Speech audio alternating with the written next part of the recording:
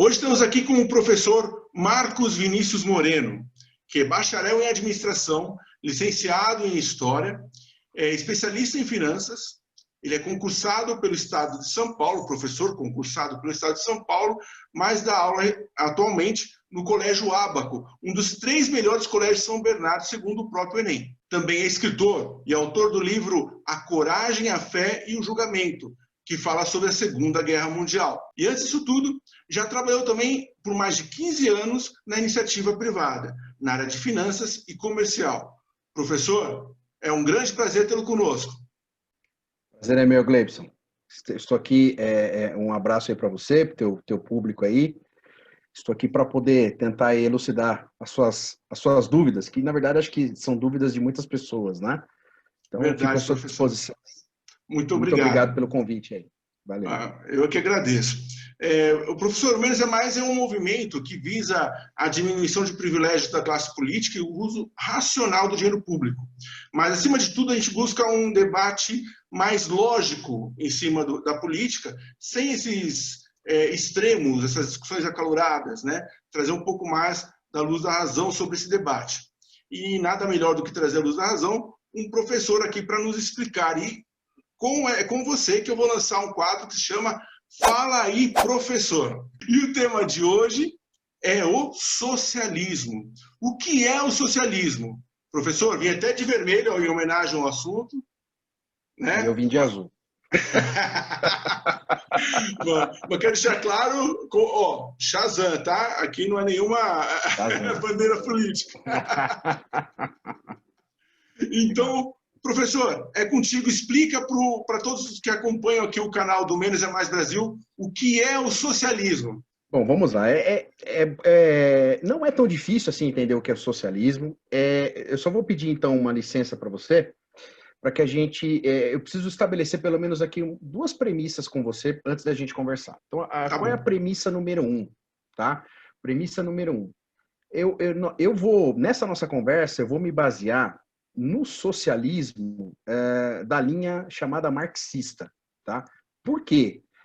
Existem alguns tipos de socialismo, mas eu vou falar, nessa nossa conversa, eu vou me basear, tudo que eu falar aqui é socialismo sob a ótica do marxismo, porque, afinal de contas, é o socialismo mais famoso que nós temos aí e o único que foi implementado, né? Então, os outros tipos de socialismo, eles ficaram aí no plano das ideias. O único socialismo de fato implantado foi esse, com inspiração no Karl Marx. E a segunda premissa que eu queria estabelecer com você é o seguinte: no decorrer da conversa, eu vou mencionar a expressão ou a palavra capitalismo.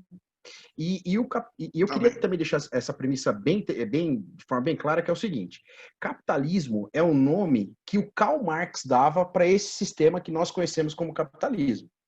Porque, na verdade, eu entendo, muitos outros estudiosos entendem de uma forma diferente. Eles nomeiam esse sistema que o Marx chama de capitalismo, eles nomeiam esse sistema como liberalismo econômico, né? Então, quando eu estou aqui elaborando as minhas aulas, conversando com os meus alunos, pensando as minhas coisas, eu penso liberalismo econômico. Existe o liberalismo político também, que é uma outra história, mas eu penso no liberalismo econômico. Esse nome capitalismo é quase que assim quase que um apelido, é quase que um nome pejorativo dado pelo Marx para esse sistema que que eu conheço, que outras pessoas conhecem como liberalismo econômico. Até porque, e isso não foi feito à toa, até porque quando você se diz defensor do capitalismo, pressupõe que você tenha capital. E não necessariamente isso ocorre. Eu posso não ter capital e defender as ideias do capitalismo ou do, como eu prefiro chamar, do liberalismo econômico, tá? Então essas são as 2 premissas aqui. Mas na nossa conversa eu vou usar capitalismo porque não adianta eu ficar falando liberalismo porque muita gente vai confundir. Então eu vou usar a expressão que todo mundo aprende na escola, capitalismo, tá? Para deixar claro isso. Beleza? Vamos lá, respondendo a tua pergunta. Então, o que é o socialismo? Para que nós possamos entender o que é o socialismo, o primeiro entendimento é o seguinte: eu preciso começar essa explicação falando do capitalismo. Então, o capitalismo, que é um sistema que, na verdade, ele dentro da história da humanidade, quando é que surge ali o capitalismo? quando acontece o declínio de um antigo sistema econômico chamado mercantilismo. Nós aprendemos lá na escola, né, feudalismo, mercantilismo, e qual é o sistema econômico que substitui esses dois últimos sistemas aí que eu mencionei? É o capitalismo. Era o sistema vigente na Europa, lá no século XIX, né? Essas escolas de pensamento, todas elas têm como base a Europa, né? Então, lá na Europa, durante o século XIX, em pleno vigor daquilo que o Marx chama de capitalismo, surgem algumas críticas a esse modelo. Então, o socialismo e o comunismo, dentro da ótica do Karl Marx, que é o que nós, como eu disse, estamos nos baseando aqui, eles surgem como sistemas em oposição, em substituição ao chamado capitalismo. Por que o Marx quis substituir o capitalismo? Porque, no entender dele, o capitalismo era um sistema que gerava desigualdade. A liberdade que o capitalismo oferece às pessoas, às entidades, às empresas, gera uma série de desigualdades, né? Então, o Marx, quando ele critica o sistema capitalista, ele foca a crítica dele na questão da desigualdade. E nós sabemos que o sistema capitalista de fato gera desigualdades, né? Então, a crítica surge a partir disso, e o Marx entende o seguinte, que esse sistema chamado capitalismo, que ele mesmo nomeia como capitalismo, é um sistema que, por conta dessas desigualdades, é um sistema que gera na sociedade muitas tensões. A desigualdade, ela faz com que as estruturas da sociedade estejam sempre em oposição. Então, basicamente, resumidamente, quem tem contra quem não tem. Quem tem mais contra quem tem menos. Então, por que o Marx critica a desigualdade? Justamente porque, no entender dele, existe a desigualdade. Da desigualdade nascem várias tensões. Inclusive, ele até faz alguns prognósticos. Ele diz o seguinte: essas tensões geradas pelo sistema capitalista gerarão, no decorrer da história, uma série de crises. Tanto que muita gente, quando você pega um livro de escola, você sempre vê lá muitas expressões assim, as crises do sistema capitalista. Então, inclusive a própria crise de 29 é uma dessas chamadas crises do capitalismo. Não é bem assim, mas isso é uma outra história, depois a gente conversa, tá? A gente pode até fazer depois um programa sobre a crise de 29. Mas, enfim, então, no entender do Marx, a desigualdade gera uma série de tensões, essas tensões gerarão crises, até que o Marx faz uma previsão. Ele diz assim, olha, vai chegar um dia em que o capitalismo, por conta de todas essas tensões, vai gerar uma crise que vai ser uma crise sem precedentes. E ele dá até um prognóstico interessante. Ele diz assim, o capitalismo, por conta disso, irá o quê? Ruir, desmanchar, desfazer. E o que surgirá a partir disso? Um sistema que ele nomeia como comunismo. Veja que eu não cheguei ainda no socialismo, tá? Verdade. Então, olha que interessante, eu estou saindo do capitalismo e estou chegando aonde? No comunismo. Então, dentro da ótica do Marx, com a ruptura do sistema capitalismo, surgirá um sistema que, na visão dele, é um sistema ideal, que é o comunismo. E qual é a característica central desse sistema?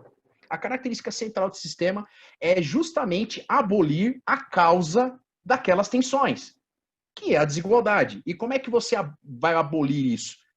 Dentro de um sistema em que não existam mais as diferenças, mais as classes sociais. Então, todos serão iguais. Então, veja, você sai do sistema aqui imperfeito, que o Marx considera, para aquilo que ele chama de sistema perfeito, que é o comunismo. Ocorre, que eu acho que você já deve estar até pensando aí, Gleberson, você é uma pessoa inteligente, você deve estar pensando o seguinte, bom, o Marx escreveu isso há 150 anos atrás. A Sim. tal da crise que ia romper com o capitalismo passou por várias crises. E a gente pode até questionar isso, porque há alguns que dizem que essas crises nem eram do capitalismo. Mas, enfim, nós conhecemos várias crises. E nenhuma delas chegou a ponto de romper com o capitalismo, como o Marx tinha previsto. Olha que interessante, o próprio Marx entende isso. Embora ele tenha feito essa previsão, ele diz assim, olha, existe uma alternativa para aqueles que mais sofrem dentro do sistema capitalista para antecipar essa ruptura do sistema e promover em vida, aqui na Terra, a chamada igualdade, a sonhada igualdade. Existe um mecanismo que os trabalhadores, que aqueles que são explorados, que ele chama no livro dele de proletários, depois eu explico para você o significado de proletários. Ele diz assim, olha, esses caras, eles não precisam esperar eternamente, né, sei lá, 100, 200 anos para o sistema capitalista romper. Eles podem promover o quê? Já iniciar o processo de transformação da sociedade capitalista em vida. E qual é o nome desse sistema que fará a transformação do capitalismo, vai acelerar a transformação do capitalismo no comunismo? É o socialismo. Então, o que seria o socialismo? É um caminho, é um atalho do capitalismo para o comunismo. Então, esse caminho Marx chama de socialismo. E olha que interessante, ele reconhece duas coisas nesse caminho, na verdade três, né? Primeiro, que esse processo em que os trabalhadores tomarão conta das suas vidas e iniciarão a transformação ou as transformações é um caminho violento, portanto, isso só é feito através de uma revolução. Revolução. Uhum. Né? Você vai ter que romper com o sistema capitalista ou iniciar o rompimento. Como é que você faz isso? Tomando as decisões para si. Como é que você vai tomar isso? Através de uma revolução. Uma outra coisa que ele também entende, que depois da revolução, quando os trabalhadores assumem essa responsabilidade pelas transformações, eles vão ter que instalar aí uma ditadura, que ele chama de ditadura do proletariado, que na visão dele é uma ditadura boa, porque é uma ditadura dos trabalhadores. Então os trabalhadores assumem o comando do país ou da nação, através de um processo revolucionário, instalam uma ditadura deles mesmos, dos trabalhadores, e vão começar a promover esse processo de acabar com as desigualdades para tornar a sociedade igualitária. Através de uma coisa muito interessante, que seria uma terceira situação que ele também coloca ali. Quem será o grande agente de transformação, além dos trabalhadores? O Estado. Então, os trabalhadores tomam posse do Estado e utilizando os meios do Estado, os meios de coerção do Estado, eles vão começar a promover a chamada igualdade. Seria mais ou menos o seguinte, dando um exemplo para você. Aí acho que o exemplo talvez fique um pouco mais simples de entender.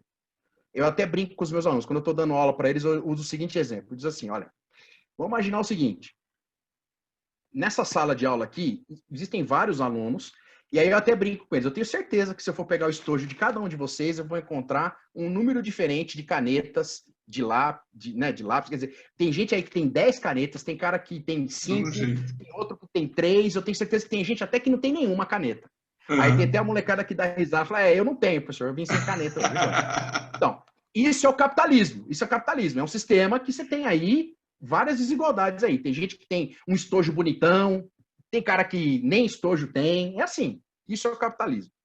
Bom, mas aí nós aqui, em consenso, nós vamos aqui, principalmente aqueles que não têm caneta ou que têm poucas canetas, nós vamos entrar aqui num processo revolucionário, e porque, na nossa visão, isso está errado.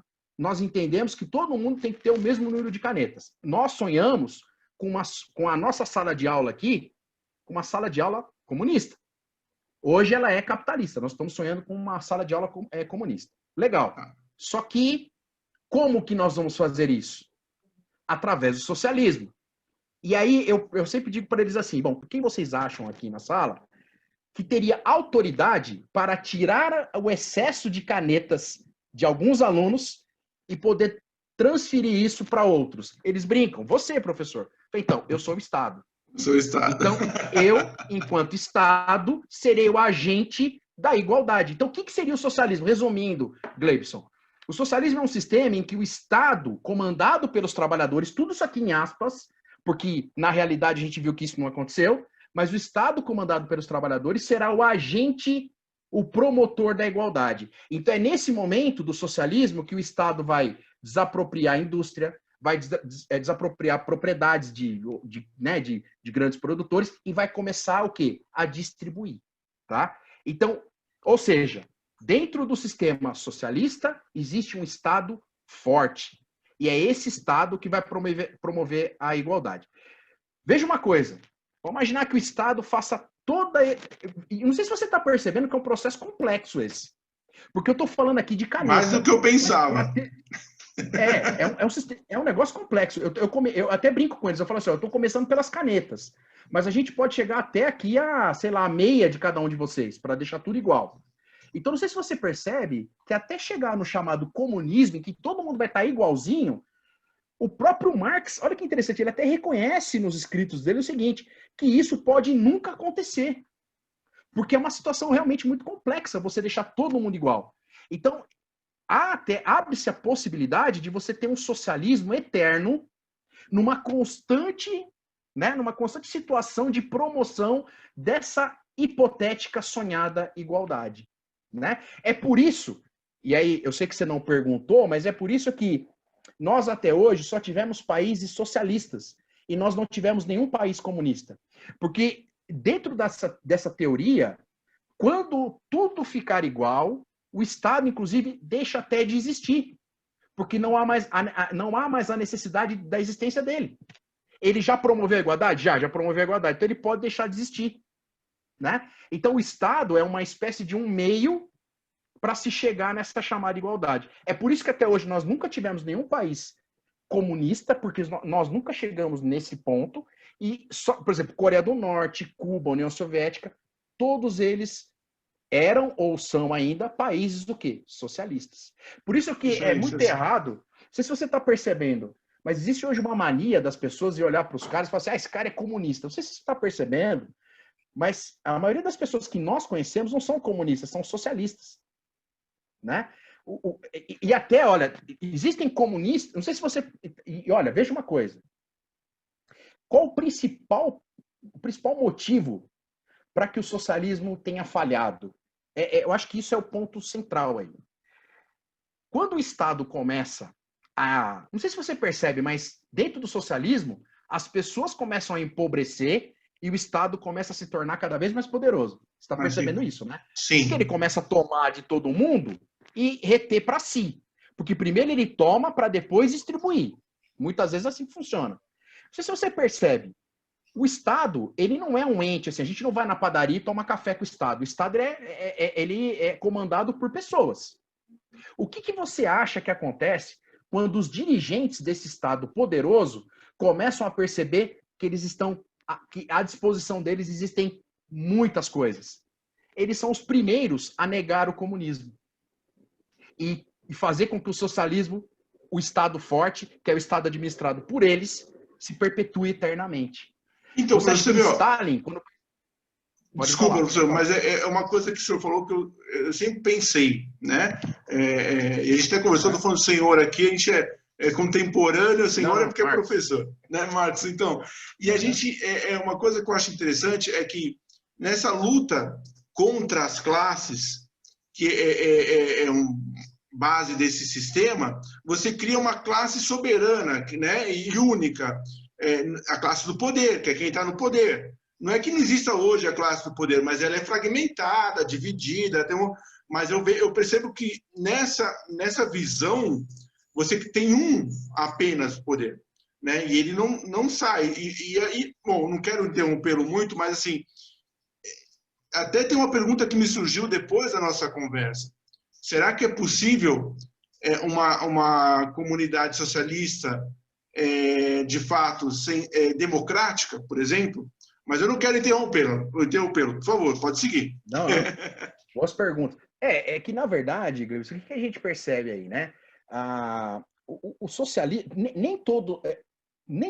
todo comunista, olha que interessante que eu vou te falar, todo comunista é socialista.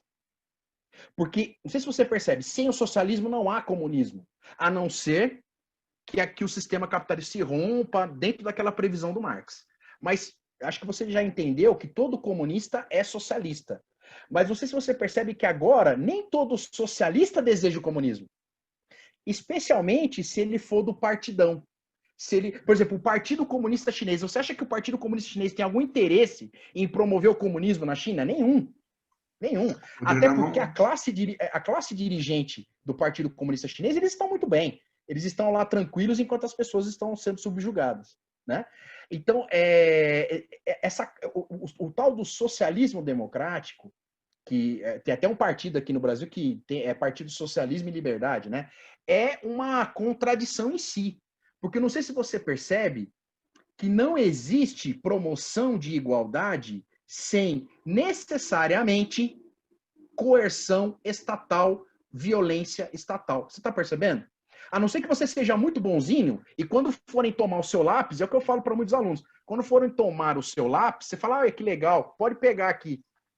Se você resistir, por exemplo, na União Soviética, o que aconteceu com aqueles que divergiam dessa situação do chamado socialismo, do socialismo prático?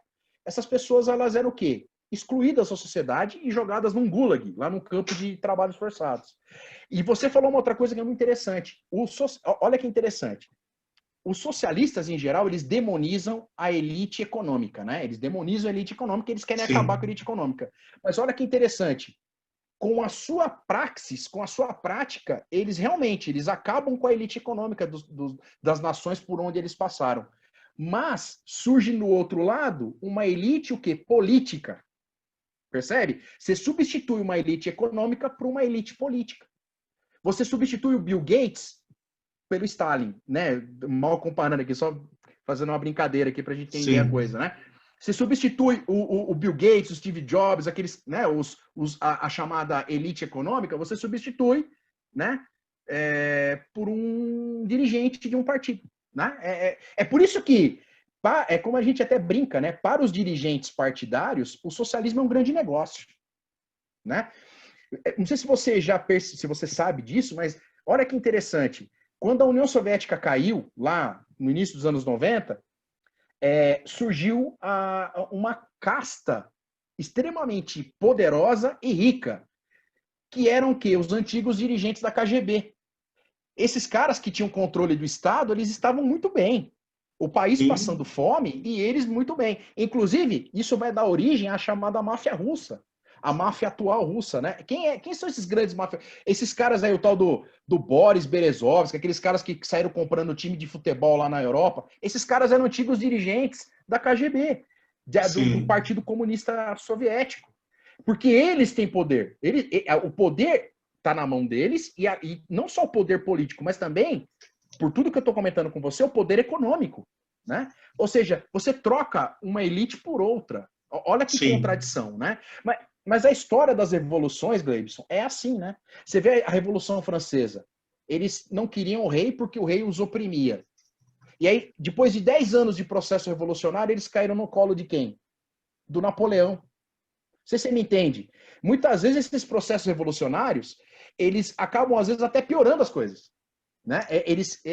Aquilo que eles lutam, muitas vezes, eles potencializam ao final de um processo revolucionário. Né? Isso é muito interessante. Eu acho isso muito interessante mesmo. Lógico que eu não quero ficar aqui indo além, né, do nosso tema, mas eu percebo que, por exemplo, nas comunidades socialistas, embora eu vou te fazer uma outra pergunta daqui a pouco, né, sobre a social-democracia, se há diferença ou não, mas o que eu percebo é que o que eu fico me indagando, para ser mais correto, é assim, imagina eu num país de economia livre, né, eu posso reclamar contra o governo, eu posso ir lá protestar, coisa e tal. Agora, eu terminou de protesto, eu posso até apanhar da polícia, tudo bem. Acabou o protesto, eu vou para casa, no dia seguinte eu estou no meu trabalho, ok. Pode ser até que eu tenha algum tipo de represália no trabalho, mas dificilmente isso acontece.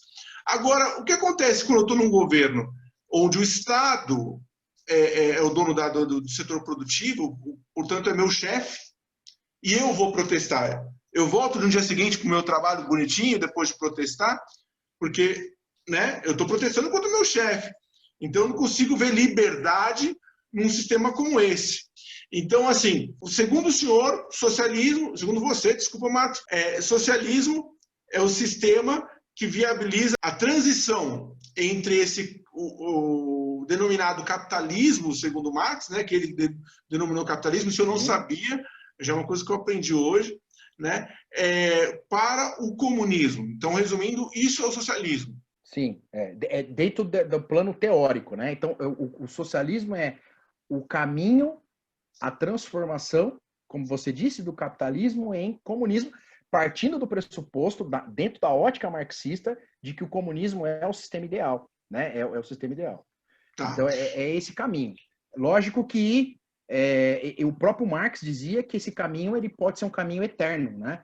Ele nunca, nos escritos do Marx, ele até nem falava muito como seria essa sociedade comunista, porque era muito hipotética. Porque ele mesmo reconhecia que o socialismo pode durar ad eterno. Você pode ficar eternamente dentro do sistema socialista, com o tal do Estado promovendo essa igualdade. Porque você já percebeu que é algo complexo isso, né? Certo. E professor, hoje, quando você fala, por exemplo, e foi muito interessante porque eu não fui dar uma revigorada nos meus estudos, de fato, você verá quem são os países socialistas. Aí aparece China, Coreia do Norte, que eu até outro dia denominava a Coreia do Norte como comunista e não socialista. Mas eu vi lá, tá lá Coreia do Norte, Cuba, são governos regimes socialistas, né? E aí, muita gente que defende a esquerda, eles usam o exemplo de outros países como países bem-sucedidos dentro de uma visão socialista.